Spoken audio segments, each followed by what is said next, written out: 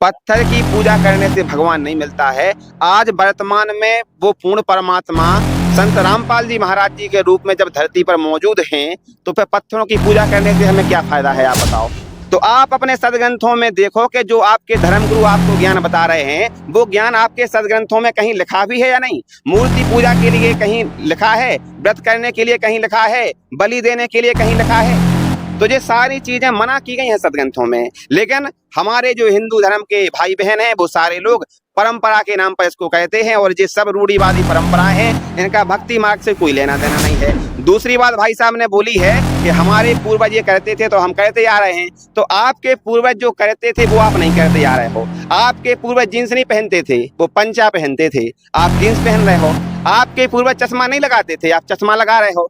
आपके पूर्वज मोटरसाइकिल से नहीं जाते थे, वो पैदल जाते थे, आप मोटरसाइकिल से जा रहे हो। आपके पूर्वज क्या करते थे कि मांस नहीं खाते थे, आप मांस खा रहे हो। वो शराब नहीं पीते थे, आप शराब पी रहे हो। तो आप भी अपने पूर्वजों के हिसाब से आप नहीं चल रहे हो। तो ये दावा भी मत करें कि हम अपने पूर्वजों के हिसाब से चल रहे हैं। साथियों नमस्कार, आज हम मौजूद हैं बैतूल में, और यहाँ पर देखिए हमारे साथ जो है कितने भाई जुड़ चुके हैं। ये एक आध्यात्मिक डिबेट करना चाहते हैं, तो आप इस डिबेट को पूरा जरूर सुने। तो देखिए यहाँ पर एक तरफ हैं जो संत रामपाल जी महाराज जी के शिष्य नहीं है, और इस साइड है संत रामपाल जी महाराज जी के शिष्य। तो इन दोनों पक्षों में एक जबरदस्त बहस होने वाली है, तो आप इस वीडियो को जरूर पूरा देखें। तो सबसे पहले हम इन लोगों से शुरुआत करते हैं कि आखिर इन लोगों का संत रामपाल जी महाराज जी के विषय में क्या कहना है। तो सर नमस्कार। सर नमस्कार सर। अच्छा, क्या कहना चाहोगे सर आप? सर मैं ये कहना चाहूंगा, जो संत रामपाल जी हैं और उनके जो अनुयायी हैं, वो ना तो कोई मंदिरों में जाते हैं, ना तो कोई पूजा पाठ करते हैं, ना ही देवी देवताओं को मानते हैं। और जी तो देखिए सर, इनका कहना है कि जो संत रामपाल जी महाराज जी के शिष्य हैं वो ना तो किसी मंदिर में जाते हैं, ना किसी देवी देवता को मानते हैं। तो आखिर संत रामपाल जी महाराज क्या करना चाहते हैं? क्या सभी को नास्तिक बना देना चाहते हैं? इस विषय में बताइए, आपका क्या कहना है? सबसे पहले तो मैं भाई साहब से ये कहना चाहता हूँ कि भाई साहब को वो पता है जो समाज में संत रामपाल जी महाराज जी के बारे में भ्रांतियां फैली हुई हैं। अभी ये संत रामपाल जी महाराज जी के ज्ञान से परिचित नहीं है, ना इन्होंने संत रामपाल जी महाराज जी का सत्संग सुन रखा है। अगर इनने संत रामपाल जी महाराज जी का सत्संग सुन रखा होता तो आज ये बात नहीं कहते कि संत रामपाल जी महाराज देवी देवताओं की भक्ति छुड़वाते हैं। आज केवल और केवल संत रामपाल जी महाराज ही हैं जो वास्तव में हिंदू धर्म के सभी देवी देवताओं की सही सद्भक्ति बताते हैं, सही मंत्र बताते हैं। बाकी जितने भी समाज में जो लोग भक्ति कर रहे हैं वो सारे के सारे शास्त्र विधि को त्याग करके मनमाना आचरण कर रहे हैं, जिसको करने से हमें कोई लाभ नहीं होता है। रही बात दूसरी के, ये बोल रहे हैं कि संत रामपाल जी महाराज जी के जो शिष्य होते हैं वो मंदिर में नहीं जाते हैं। तो ये बात तो सही है कि मंदिर में नहीं जाते हैं। अगर जाते हैं तो सिर्फ हम लोग सैर सपाटे के उद्देश्य से जाते हैं, घूमने के उद्देश्य से जाते हैं, देखने के लिए जाते हैं। लेकिन सर इनका कहना है कि ये तो पूजा करने के उद्देश्य से जाते हैं, आप लोग घूमने तो फिर क्यों जाते हैं वहां पे? घूमने के उद्देश्य से जाते हैं क्योंकि वहां पर क्या है, संत रामपाल जी महाराज जी ने बताया है कि पत्थर पूजे हरी मिले तो मैं पूजूं पहाड़, और तासे तो चकिया भली पीस खाए संसार। पत्थर की पूजा करने से भगवान नहीं मिलता है। आज वर्तमान में वो पूर्ण परमात्मा संत रामपाल जी महाराज जी के रूप में जब धरती पर मौजूद हैं, तो फिर पत्थरों की पूजा करने से हमें क्या फायदा है, आप बताओ। और दूसरी बात के जो वेदों में लिखा है क्या किस तरह की पूजा नहीं करनी चाहिए? हाँ, हमारे पवित्र सदग्रंथों में जैसे श्रीमद् देवी भागवत पुराण है, उसमें मूर्ति पूजा का पूरी तरीके से खंडन किया है कि हमें मूर्ति पूजा नहीं करनी चाहिए।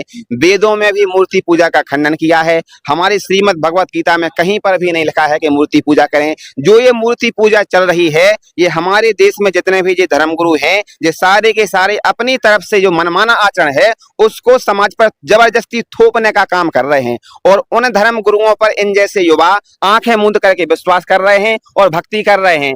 और वो शास्त्र विधि को त्याग करके जो मनमाना आचरण है उसको करने से ना इनके पूर्वजों को लाभ हुआ और ना इन्हें कोई लाभ हो रहा है। वो भक्ति व्यर्थ है। तो देखिए सर, इनका कहना है कि संत रामपाल जी महाराज इस तरह की जो भक्ति साधना है जो आप बोल रहे हैं कि छुड़वाते हैं, तो वो संत रामपाल जी महाराज नहीं छुड़वा रहे हैं, बल्कि वेदों में उसकी मना की गई है, ऐसा इनका कहना है। बताइए अब आप क्या कहना चाहेंगे?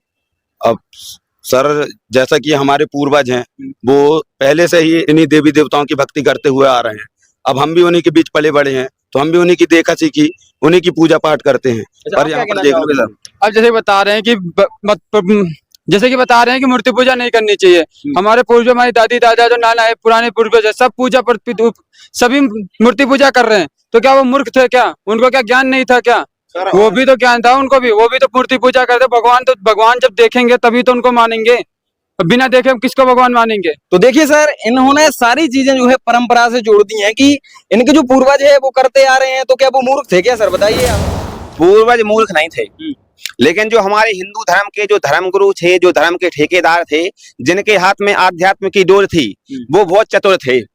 हमारे पूर्वज थे भोले भाले, अशिक्षित। तो हमारे पूर्वज क्या करते थे कि आप लोग अपने सदग्रंथों को पढ़ो और उसमें भगवान को प्राप्त करने की क्या वे और वर्षफ है उसको समझो, हमें बताओ कि हमें कौन सी भक्ति करनी है, कैसी करनी है और हमें कैसे लाभ मिलेंगे। तो वो लोग जो सदग्रंथों में सच्चाई लिखी थी उससे वो रूबरू नहीं थे। हमारे जो धर्मगुरु थे तो अपने हिसाब से वो मनमाना ज्ञान इन लोगों के जो हमारे पूर्वज थे उनको बताते आ रहे थे, और पूर्वज थे अनपढ़, तो उन पर वो आंखें मूंद करके विश्वास करते थे और वो भक्ति करते आ रहे थे। लेकिन आज संत रामपाल जी महाराज जी ने ये कहा है कि आपके पूर्वज अशिक्षित थे तो कोई दिक्कत नहीं है, लेकिन आप तो पढ़े लिखे हो, तो आप अपने सदग्रंथों में देखो कि जो आपके धर्मगुरु आपको ज्ञान बता रहे हैं वो ज्ञान आपके सदग्रंथों में कहीं लिखा भी है या नहीं। मूर्ति पूजा के लिए कहीं लिखा है, व्रत करने के लिए कहीं लिखा है, बलि देने के लिए कहीं लिखा है। तो ये सारी चीजें मना की गई हैं सदग्रंथों में, लेकिन हमारे जो हिंदू धर्म के भाई बहन हैं वो सारे लोग परंपरा के नाम पर इसको कहते हैं, और ये सब रूढ़िवादी परंपराएं हैं, इनका भक्ति मार्ग से कोई लेना देना नहीं है। दूसरी बात भाई साहब ने बोली है कि हमारे पूर्वज ये करते थे तो हम कहते आ रहे हैं, तो आपके पूर्वज जो करते थे वो आप नहीं करते आ रहे हो। आपके पूर्वज जींस नहीं पहनते थे, वो पंचा पहनते थे, आप जींस पहन रहे हो। आपके पूर्वज चश्मा नहीं लगाते थे, आप चश्मा लगा रहे हो। आपके पूर्वज मोटरसाइकिल से नहीं जाते थे, वो पैदल जाते थे, आप मोटरसाइकिल से जा रहे हो। आपके पूर्वज क्या कहते थे कि मांस नहीं खाते थे, आप मांस खा रहे हो। वो शराब नहीं पीते थे, आप शराब पी रहे हो। तो आप भी अपने पूर्वजों के हिसाब से आप नहीं चल रहे हो, तो ये दावा भी मत करें कि हम अपने पूर्वजों के हिसाब से चल रहे हैं। सर अब आप लोग क्या कहना चाहेंगे बताइए। यही जैसे कि बता रहे हैं मगर जी है कि हमारे जो धर्म गुरु हैं उनको ज्ञान है। हमारे धर्म गुरु जी को जो जैसे सारी संस्कृत आती है, हर जो जितने ग्रंथ लिखे हुए सब संस्कृत में लिखे हुए, उन्होंने सारी संस्कृत में पढ़े हुए हैं, उन्होंने बताया भी, हमें समझाया भी। तो हम कैसे मान ले कि जो आप बता रहे हो वो सत्य, वो जो संस्कृत जो में जो लिखे हैं वो जो बता रहे हैं वो गलत बता रहे हैं, ऐसा थोड़ी ना होता है। बताइए सर, इस विषय में आप क्या कहोगे। इस विषय में हम ये कहना चाहते हैं कि हमारे जो पूर्वज थे वो अशिक्षित थे। अब उनके लिए तो वो संस्कृत का अक्षर था, वो काला अक्षर भैंस बराबर था। जैसे मान लो हमारे गुरुजी सत्संग के माध्यम से एक उदाहरण देते हैं पढ़े लिखे व अनपढ़ के लिए। एक किसान था, वो अपने खेत में हर हाँक रहा था, उसका बच्चा था वो स्कूल में पढ़ने के लिए जाता था। तो वहां से एक अंग्रेज आया, उसने इंग्लिश में पूछा कि हमें मान लो वहां जाना है किसी गांव के बारे में। तो उसके पिताजी ने कहा कि यार तू पढ़ा लिखा है, वो तेरे सामने अंग्रेजी झाड़ रहा है, तू भी बता अंग्रेजी में। तो पता वो क्या बोलने लगा, बोला to the headmaster government was school high secondary फलाना ठिकाना, to the respectfully I beg to say वो एप्लीकेशन सुनाने लगा। अच्छा, जैसे वो एप्लीकेशन सुनाने लगा तो वो अंग्रेज सर पटक के भाग गया। उसके पिताजी ने उसकी पीठों की, बोला कि शाबाश, ऐसे ही जो अपने धर्मगुरु हैं जो सारे के सारे संस्कृत बोलते रहते हैं, इनको ज्ञान ही नहीं है कि उसका अनुवाद क्या है, अर्थ क्या है। तो ऐसे ही जो सारे के सारे हमारे जो पूर्वज थे जो अशिक्षित थे, उन लोगों को संस्कृत मतलब बोल बोल के मूर्ख बनाते आ रहे थे। लेकिन आज संत रामपाल जी महाराज उन्हीं सदग्रंथों में लिखी हुई सच्चाई को जनता के बीच उजागर करने का काम कर रहे हैं, क्योंकि सारे सदग्रंथ हिंदी में आ गए हैं और हमारे देश के अधिकांश लोग पढ़े लिखे हो गए हैं। तो सबको पता चल गया है कि संत रामपाल जी महाराज जो ज्ञान बता रहे हैं वो प्रमाणित है, और संत जो जी धर्मगुरु हैं ये सारे के सारे लोग इस देश की भोली भाली जनता को धर्म के नाम पर भ्रमित करने का काम कर रहे हैं। मतलब आप सीधे सीधे ये कहना चाहते हो कि जो मतलब जो धर्मगुरु थे वो वेदों में लिखा कुछ और होता था और बताते कुछ और थे। बिल्कुल बिल्कुल, मैं खुले तौर पर कहना चाहता हूँ कि जी ऐसा बताते थे कि जैसे 2 एकम 2, 2 दूनी 4 होता है, तो वो रट्टा लगा रहे थे कि बोलो 2 एकम 2, 2 दूनी 5, और हमारे जो पूर्वज थे वो उन पर विश्वास कर रहे थे। तो ये था शास्त्र विधि को त्याग करके मनमाना आचरण, ये थे नकली धर्मगुरु। अब वर्तमान में संत रामपाल जी महाराज जी मौजूद हैं, तो वो इन सारे धर्मगुरुओं को रिमांड पर ले रहे हैं, इनकी क्लास ले रहे हैं और इनकी धोती सी धो रहे हैं कि देखो अभी तक इनका जो ज्ञान था वो ये है और हमारे सदग्रंथों में ये लिखा है। अब आप फैसला करो कि संत रामपाल जी महाराज समाज के सत्य हितैषी हैं या फिर ये धर्म। तो बताइए सर, क्या कहना चाहोगे आप। इन्होंने कहा है कि संत रामपाल जी महाराज जी जो है जो समाज के सच्चे हितैषी हैं, क्या कहोगे आप बताइए। अभी जैसे कि बताया संत रामपाल जी है कि जो है शास्त्र में ज्ञान बता रहे हैं। तो संत रामपाल जी जो है तो भगवान किसको बता रहे हैं, कबीर जी को भगवान बता रहे हैं। वो तो दास थे, वो एक संत थे, वो भगवान थोड़ी ना थे। उनको हम भगवान कैसे मान ले। भगवान तो श्री रामचंद्र जी थे, श्री कृष्ण जी थे, शंकर जी हो गए, विष्णु जी हो गए, ब्रह्मा जी हो गए, हनुमान जी हो गए, ये हमारे भगवान है। कबीर जी भगवान कहाँ से हो गए। रामचंद्र भगवान की जय हो। बताइए। देखिए सर, इनका कहना है कि रामचंद्र जी ही पूर्ण परमात्मा है। आप लोग कबीर को कब से भगवान बता रहे हो? और यही है धर्म गुरुओं के द्वारा फैलाया गया अज्ञान, जो इनके दिमाग में उन्होंने कूट कूट के भर दिया है। और बस उन्हीं के बहकावे में आकर के जे उन्हीं की जो चिप भरी है इनके दिमाग में, वो इस चिप से वो ज्ञान इनका अज्ञान निकल रहा है। जैसे भगवान की पहचान क्या होती है, भगवान की परख क्या होती है, भगवान को हम कैसे पहचाने कि ये है पूर्ण परमात्मा, कोई परख तो होगी। जैसे ऐसे तो भगवान की पहचान नहीं होती है कि इतनी लंबी पूंछ हो तो भगवान हो जाए, के बढ़िया हथियार लाए हो में, के मुगदा धरे हो में, के धनुष मान लाए हो में, ऐसी भगवान की पहचान नहीं होती है। वो तो सर पूरा दावा कर रहे हैं कि वही भगवान है। अब उनके दावा कहने से क्या हो जाएगा? कोई बेवकूफ उल्लू का पट्टा यहाँ पे आ जाए और कहे कि ये अमेरिका है, हम दावा करते हैं, तो अमेरिका थोड़ी बन जाएगा। बैतूल है तो बैतूल रहेगा।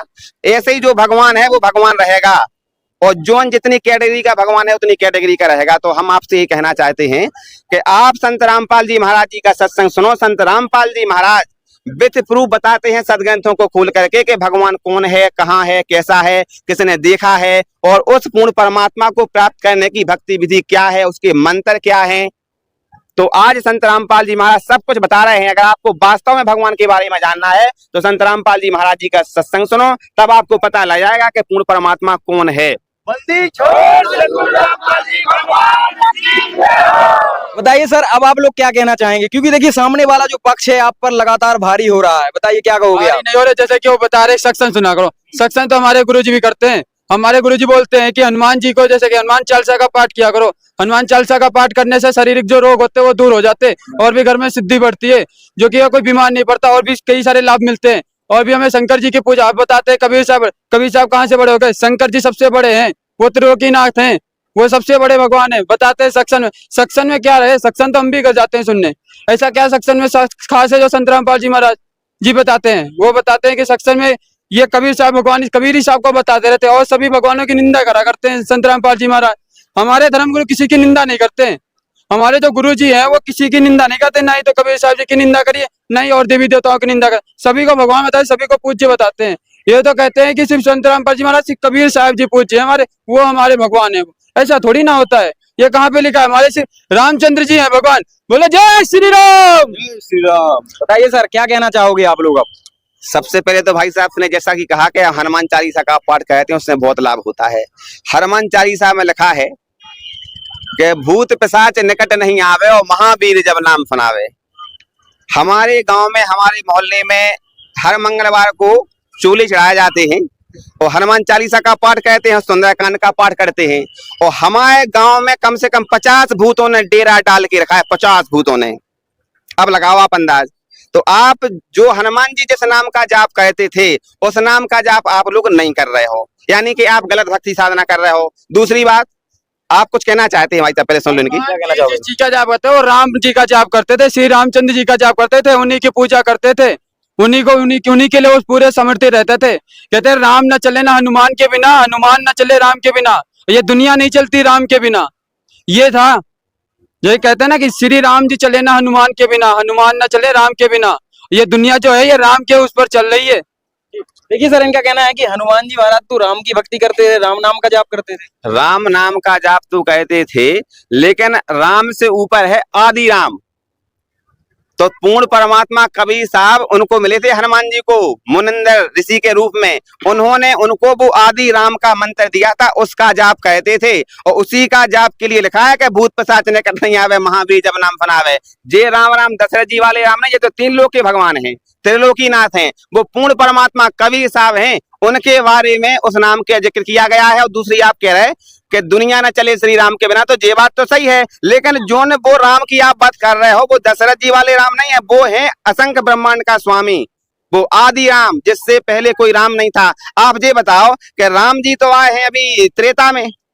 त्रेता से पहले क्या लोग भक्ति नहीं कहते थे? जब त्रेता से पहले कौन से राम की भक्ति कहते थे? आप विचार करो इस बात पे। उससे पहले भी भगवान था, उनके बाद भी भगवान है, लेकिन वो पूर्ण परमात्मा थे, वो कबीर साहब थे, उनकी भक्ति किया करते थे लोग। बात समझ रहे हैं आप? इन लोगों का कहना है कि जो हनुमान जी महाराज जी थे वो राम नाम का जाप नहीं करते थे, बल्कि किसी और नाम का जाप करते थे। क्या कहोगे बताइए आप। नहीं, हमने जिसमें भी हमने जो भी रामायण देखी है, जो भी मैंने हम लोगों ने जो कि हम लोगों के पूर्वज जो कि हमको दिखाते हैं, जो कि हमको बताते हैं, हमारे धर्म गुरु जो है वो बताते हैं, उन्होंने सिर्फ यही बताया जी हनुमान जी जो है श्री रामचंद्र जी हैं, उन्हीं का वो जाप करते थे, उन्हीं की वो भक्ति करते थे। और दूसरी बात, जैसे कि इन्होंने कबीर साहब जी को भगवान बताते हैं कि कबीर साहब जी, हम कबीर साहब जी को भगवान किस उस पे मान लें? कबीर साहब जी ने क्या किया? हमारे श्री रामचंद्र जी जो है जो आए, उन्होंने जैसे कि पहाड़ भी बनाया, समुद्र पे पुल बनवाया, वो फिर रावण जी का भी विनाश किया, लंका से सीता जी को लौटा कर भी लाए, और भी बहुत सारे कार्य के। कृष्ण जी ने महाभारत युद्ध में जो विजय दिलाई पांडवों को। और भी जैसे कि हमारे जितने भी धर्म, कृष्ण जी ने जो पूरा पर्वत शंगुनिया से उठा दिया था, सिर्फ एक उंगली से पूरा पर्वत, गोवर्धन पर्वत को उठा दिया था, तो वो भगवान हमारे हुए। कि कबीर साहब जी ने क्या किया जो हम उनको भगवान मान ले? कौन सा उन्होंने ऐसा चमत्कार किया, कौन सा उन्होंने ऐसी की है जो जो उनको भगवान माने? और वो तो सिर्फ एक तारा लेकर, सिर्फ खाली, वो भी राम की भक्ति बताते थे, जो कि है कहते हैं जब तक घट में पुराने राम राम रटते रहो, जब तक घट में पुराने, कबू तो दीन दयाल के भनक पड़ेगी कहाँ। वो भी राम जी का ही नाम रटते थे, राम जी का ही नाम बताते थे कि राम राम ही बोलते रहो। कबीर साहब जी भगवान नहीं है, आप लोगों को ये चीज माननी पड़ेगी। वो एक तारा लेकर सिर्फ खाली यही है राम जी की भक्ति का प्रचार करते थे। और वो एक सिर्फ कवि थे, वो भगवान नहीं थे। क्या कहोगे सर आप लोग। जैसा कि भाई साहब ने कहा है कि उन्होंने समुद्र पे पुल बांध दिया था, छिंगज्जा पे पर्वत उठा लिया था, तो भाई साहब से ये कहना चाहता हूँ कि समुद्र पे पुल बांधने से भगवान सिद्ध नहीं होता है कि वो भगवान थे। परमात्मा कवि साहब की वाणी है कि समुद्र पाट लंका गयो सीता को भरतार, और अगस्त ऋषि ने सातों पी लिए, इनमें कौन करतार। उनने तो पुल बांधा था तो पत्थर दुनिया भर को तामझाम बनाओ, लेकिन उनने तो सातों समुद्र घूंट में पिया, तो अगस्त ऋषि बड़े हुए के तुम्हारे जी श्री रामचंद्र जी। दूसरी बात, इसके बाद जब राम और रावण का युद्ध चल रहा था, तो रावण का एक पुत्र था मेघनाद, उसने एक ऐसा बाण चलाया था इसको नागपाश कहते हैं, तो सारी सेना और राम और लक्ष्मण वो इसमें बन गए थे। फिर गरुड़ को बुलाया गया था उनके नागपाश के बंधन काटने के लिए। तब परमात्मा की वाणी है कि बंधन काटे विपत में कठिन कियो संग्राम, और चीन्हो रे नर प्राणियों ये गरुण बड़ो के राम। जब वो बंधन में थे तब उसके बंधन काटे थे गरुण जी ने, तो आपके रामचंद्र जी बड़े हो गए, गरुण जी बड़े हो गए। आप इस बात पे विचार करो। इसके बाद फिर आपने कहा कि छिंगरी पे कृष्ण जी ने उठा लिया था पर्वत, तो वजन उठा ले यार, वो भगवान नहीं होता है, वो पहलवान होता है, इससे भगवानों की पहचान नहीं होती। परमात्मा की वाणी है कि द्रोवर्धन श्री कृष्ण ने धार्यो दोराग्र हनुमंत, और शेष नाग सब सृष्टि धन, इनमें कौन भगवंत। आप तो कह रहे छिंगरी पे पर्वत उठा लिया था, हनुमान जी ने भी तो उठा लिया था, क्या नाम से, द्रोणागर, और शेषनाग तो पूरी पृथ्वी को सर पे उठाए हुए है। तो फिर इसमें आप चिंतन करो कि इसमें बड़ा भगवान कौन है। ये भगवान की पहचान नहीं है। भगवान की पहचान हमारे सदग्रंथ बताते हैं, हमारे वेद बताते हैं कि भगवान, पूर्ण भगवान ये होता है कि वो जब यहाँ पर लीला करने के लिए आता है, तो ऊपर से जब वो आता है तो एक नदी में या तालाब में कमल के पुष्प पर नवजात शिशु का रूप धारण करके प्रकट हो जाता है वो। इसके बाद उसको निसंतान दंपति उठा करके ले जाते हैं। उसकी जो लालन पोषण पालन पोषण की लीला होती है वो कुंवारी गायों के दूध से होती है। इसके बाद वो जब बड़ा होता है लीला करते कहते तो भारत के क्या पूरे दुनिया के धर्म गुरुओं के ज्ञान में छक्के छुड़ा देता है। इसके बाद हमारे वेदों में ये भी लिखा है कि जो पूर्ण परमात्मा होते हैं वो एक सुप्रसिद्ध कवि की भूमिका भी निभाते हैं। इसके बाद आखिरी पहचान ये भी बताई है कि जब वो सात शरीर आते हैं और जब यहाँ पर लीला कर लेते हैं तो सात शरीर चले जाते हैं, यानी कि उनका शरीर नहीं मिलता। तो आज ये सारी की सारी लीलाएं कबीर साहब ने की, इसलिए कबीर साहब पूर्ण परमात्मा सिद्ध होते हैं। आज कमल के फूल पर नवजात शिशु का रूप धारण करके लहर तारा नामक तालाब में कबीर साहब जी अवतरित हुए थे। उनके ना कोई माता पिता थे, नीरू नीमा जो थे वो निसंतान थे, वो उनको उठा करके ले गए थे। उनका जो लालन पोषण हुआ था वो कुंवारी गायों के दूध से हुआ था, इससे वो परमात्मा सिद्ध होते हैं। उनके आध्यात्मिक ज्ञान का लोहा पूरी दुनिया आज भी मानती है। इसके बाद वो एक सुप्रसिद्ध कवि भी हुए हैं, जैसा कि हमारे समाज में वाणी चलती है कि खेत कबीरा नुन लियो सिलो बीन लो सूर, बचो खुचो तुलसी चुनो बाकी सब है कूर। तो वो एक सुप्रसिद्ध कवि भी हुए। इसके बाद उनने शास्त्रों के अनुसार ज्ञान में दिया। इसके बाद वो शास्त्री आए और सात शरीर चले गए। तो जब वो लीला करके अपने धाम में गए तो उनके शरीर के स्थान पर सुगंधित पुष्प मिले थे, जैसा कि वेदों में परमात्मा के लिए बताया है कि जो ऐसी लीला कहता है वो परमात्मा होता है। तो ये सारी लीलाएं ना हनुमान जी ने करी हैं, ना कृष्ण जी ने करी हैं, ना लक्ष्मण जी ने करी हैं, ना परशुराम जी ने करी हैं। ये सारी की सारी लीलाएं पूर्ण परमात्मा कबीर साहब ने करी हैं। तो इस वजह से सिद्ध होता है कि वो पूर्ण परमात्मा कबीर साहब हैं। बोलो बंदी छोड़ सतगुरु रामपाल जी भगवान की जय हो। लेकिन सर उन्होंने एक और बात बोली थी कि कबीर साहब जी जो आप बता रहे हो पूर्ण परमात्मा, तो वो तो राम नाम का जाप करते थे। उनकी वाणी भी उन्होंने एक बोली थी कि राम नाम रटते रहो, इस तरह से कोई वाणी थी। तो वो तो राम नाम का जाप करते थे, आप उनको भगवान बता रहे हो। राम नाम का जाप करते थे, लेकिन वो आदि राम की बात करते थे। परमात्मा की वाणी है कि एक राम दशरथ का बेटा, एक राम घट घट में लेटा, एक राम का जगत पसारा, एक राम है जग से न्यारा। तो वो जग से न्यारा जो राम है वो आदि राम है, वो पूर्ण परमात्मा कबीर साहब हैं, वो उनके लिए संकेत है। तो वो आदि राम स्वयं पूर्ण परमात्मा कबीर साहब ही थे। और आज वर्तमान में वही कबीर साहिब पूर्ण परमात्मा संत रामपाल जी महाराज जी के रूप में इस धरती पर लीला कर रहे हैं। इसलिए हमारी इन सभी भाई बहनों से हाथ जोड़ के गुजारिश है, प्रार्थना है कि संत रामपाल जी महाराज जी को पहचानो। संत रामपाल जी महाराज कोई आम आदमी नहीं है, बल्कि संत रामपाल जी महाराज पूर्ण परमात्मा कबीर जी के रूप में आज धरती पर मौजूद हैं। अगर आप अपना भला चाहते हो, अपना कल्याण चाहते हो, तो संत रामपाल जी महाराज जी से नाम दीक्षा लो और अपना अपने परिवार का कल्याण कराओ। तो बताइए सर, अब आप लोग क्या कहना चाहेंगे? जी, अब हम लोग क्या करना चाहेंगे, जैसे कि बताया है कि कबीर साहब जी के जो प्रमाण जो उन्होंने बताए हैं, जो वेद बताए हैं, जो गीता बताए हैं, उन लोगों को हम लोगों ने नोट कर लिया है। अब हम अपने घर पर जाकर उनको देखेंगे, खोल कर पढ़ेंगे क्या ये बात सत्य है। उसके बाद मिलान करेंगे अपने ग्रंथों में, और जो संत रामपाल जी महाराज जी जो इन्होंने पुस्तक बताई है ज्ञान गंगा को पढ़ने को, वो भी पढ़ेंगे। उसमें जो उन्होंने बताया कि इसमें भी लिखा हुआ, तो उनको मिलान करके उसके बाद हम देखेंगे, उसके बाद हम आपको बताएंगे। ठीक है सर, आप क्या कहना चाहोगे? हम भी यही कहना चाहेंगे कि अब हम भी संत रामपाल जी महाराज जी का सत्संग सुनेंगे, उनके विचार जानेंगे और उनके ज्ञान को पूरा परखेंगे, और फिर अगर हमें समझ में आएगा तो उनसे दीक्षा भी लेंगे। ठीक है सर, अब आप लास्ट में क्या कहना चाहेंगे, क्योंकि ये लोग बोल रहे हैं कि हम जो है सत्संग सुनेंगे आपके गुरुजी का और जो है किताबें वगैरह पढ़ेंगे, तो आप क्या कहना चाहोगे? अब इसके लिए हम इन लोगों का हाथ जोड़ के धन्यवाद देते हैं, और आपके चैनल के माध्यम से जो दर्शक हमें देख रहे हैं उनसे हम हाथ जोड़ करके निवेदन करना चाहते हैं कि भारत के जितने भी धर्म गुरु हैं वो आप लोगों को शास्त्रों के विरुद्ध साधना बता रहे हैं, जिसको करने से आपको कोई भी लाभ ना हुआ है ना होना है। अगर आप चाहते हो कि हमें भक्ति मार्ग का लाभ लेना है, तो उसके लिए आप संत रामपाल जी महाराज जी का सत्संग सुने, और संत रामपाल जी महाराज जी का जब सत्संग सुनने के बाद आपको ज्ञान समझ में आ जाए तो संत रामपाल जी महाराज जी से नाम दीक्षा लें और अपना अपने परिवार का कल्याण कराएं। ठीक है, धन्यवाद सर। तो दर्शकों देखिए, आज की ये आध्यात्मिक बहस समाप्त हो चुकी है। वीडियो को लाइक कीजिए, चैनल को सब्सक्राइब कीजिए। Thanks for watching this video.